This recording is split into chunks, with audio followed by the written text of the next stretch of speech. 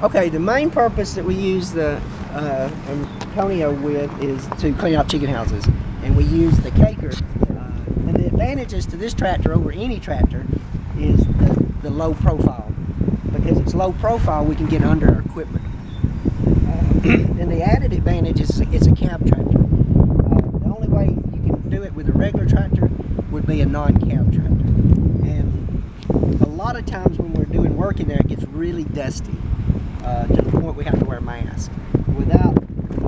By using this tractor, we don't have to use a mask. We do use the tractor for other things on the farm, such as hay maintenance, cutting grass. But the main thing for this tractor is what you'll see today is working in the chicken house. The thing that I like about this tractor most of all is in the chicken house it's a whole lot easier to turn around, and you can see the open cab on it. You can see because you got controls right here that you got to run. If you ever let them get too high, you blow your hoses out. And the tractor is powerful enough that you don't have to.